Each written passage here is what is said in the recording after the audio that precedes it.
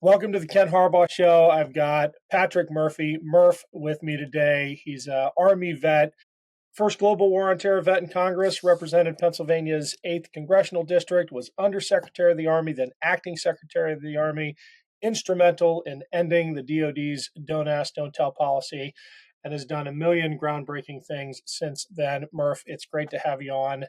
It's been a couple of weeks since the reins were handed over to Trump and Musk and the cabal around those two. How you feeling, man? Well, I'm not feeling good, brother, because listen, they ran on inflation and the price of eggs, and last I checked, the price of eggs just went up. So, and here we are again. And listen, Ken, you know me, like as you mentioned, I'm an Iraq War veteran. I'm a devout Catholic, proud Democrat. But the reality of it is that when you kick out the folks from USAID. The number one donor of USAID is actually the Catholic Church, right? To help poor people to do things. And the fact that they, barred their employees from going, it's unconscionable what we're seeing right now. And listen, I am pissed and I am, upset. I do though want that our Democrats that are representing us and our values to be like a bulldog on a bone, but it has to be the right bone. I don't want them to fight on everything. If certain things might be okay, right? But when it goes against our country, our constitution, our democratic values, Ken, they better roll up their sleeves and tighten those knuckles. I feel like more than almost any ex politician or even serving politician that I talk to, you have your finger on the pulse of what average Americans think and feel. And I want to believe this, and I'm slowly convincing myself of it, that the vast majority of Americans who voted for Donald Trump didn't vote for this. They didn't vote for the gutting of Catholic relief services, right? The number one recipient of aid from USAID. They didn't vote for the defanging of the FBI when it comes to going after insurrectionists, but weaponizing it when it comes to going after Trump's critics. They didn't vote for the attacks on minority communities and the mobilization of active duty units to the border to shoot migrants. I, I want to believe that Americans are beginning to wake up to the menace that Donald Trump really is. Yeah, I think I'm an Army guy, but my dad was Navy, and my grandfather was in the Pacific with the Navy. But my father, who served during the Vietnam era, he was a cop in Philly for 22 years. He is beside himself. Those domestic terrorists who literally beat our Capitol police officers uh, with weapons, pepper sprayed them, bear sprayed them. It's just like, and just to give them a pardon after they did that to our Capitol, to our police officers, ruin their lives. It's disheartening. I know JD Vance before they were sworn in on January 6th said that, they're not going to do blanket pardons. Then they did them, right? I know they ran on saying unlimited government, and now they're trying to get in everyone's business, right? And so we better stand up as Americans and put our country first and our Constitution first more appropriately, right? And not just, the billionaires, which seem like they took over our government.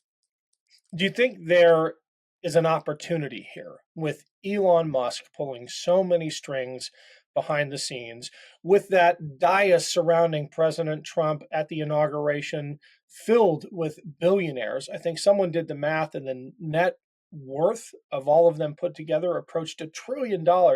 There has to be a way, without starting class warfare, to say, this guy's not looking out for you. This guy is not looking out for you. He's looking out for those billionaires on stage with him.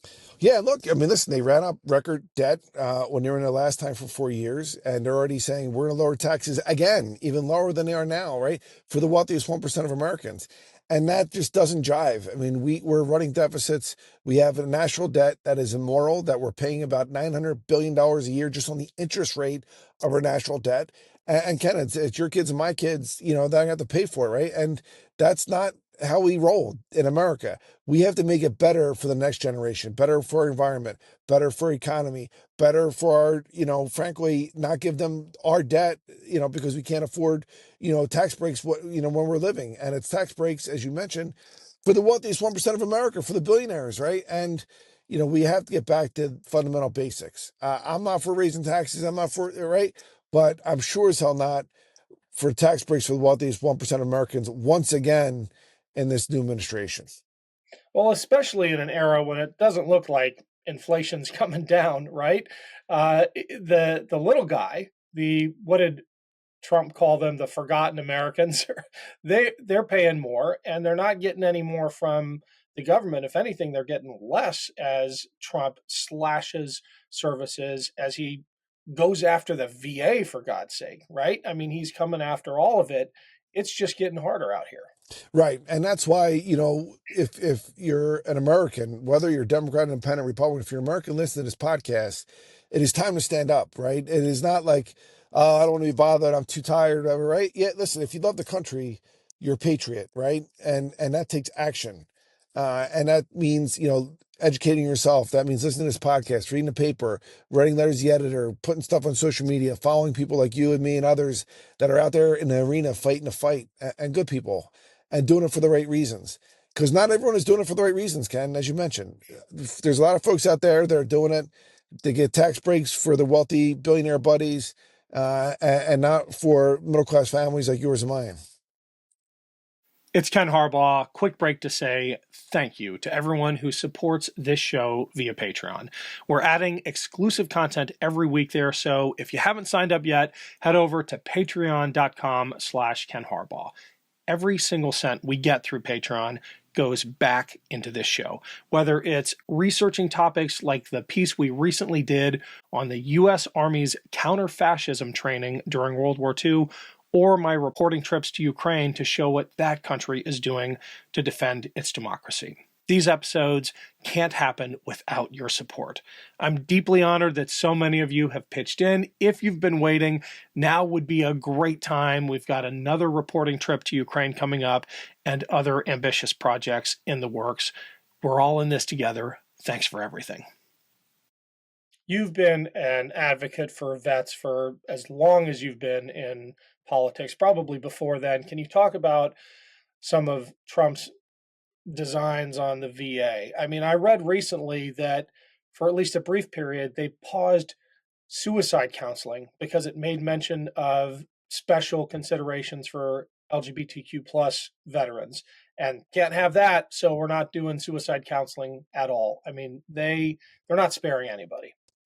Yeah, and I think that's what breaks my heart when Ken, like I do, we have lost over 125,000 veterans to suicide since 9/11. It's like 10x what we lost to combat, right? And we got to do a better job. We got to do a better job at giving them the resource they need. And it's not just a whole of government approach with the VA, which is incredibly important, and 411, some other things.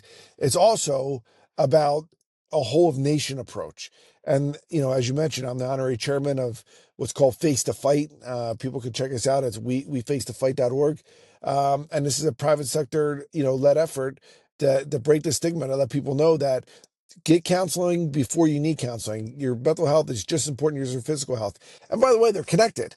The majority of studies will show that if you actually exercise on a regular basis, it actually cuts depression and PTSD rates. So that's part of, being physically fit. Again, just going to Crunch or Planet Fitness or just doing push-ups in your living room, whatever it is, we have to get our young brothers and sister veterans, when they're transitioning out, and there's about 200,000 of them a year, to make sure that they're doing what's necessary to put them back on the right glide path. That, yes, they're leaving America's varsity team, our military, but when they go back, in those other teams and they get that job, they're still expected to be civic assets to this nation. And that's why, I continue to lead that fight. Yep. We'll put the link in the show notes. Where else can people find you, Murph? Yeah, listen, my website, patrickjmurphy.com, but especially social media, like at Patrick Murphy PA. I'm on Fox News later today, 11:45, fighting the fight and talking to them, like, right? Like, listen, inflation was high, and it was too high. It was 9%, 2 years ago. But Joe Biden and the team got it down to 2.9% before he left. And now, as you mentioned, it's ticking back up because the tariffs threat, the price of eggs have gone up. Like, I mean, come on, man. Like, we didn't put you in there, to shut things down like, Catholic relief charities. We put you in there, not me specifically, but the American people, 77 million versus 75 million. not to focus on the BS stuff, on continue to move our country in the right direction like it was, and not to backtrack like it unfortunately looks like it's going. Yeah, yeah. All right, Murph. Thanks. We'll make sure people know how to find you. Really appreciate you coming on. Thanks, Ken. Love you, brother. See ya.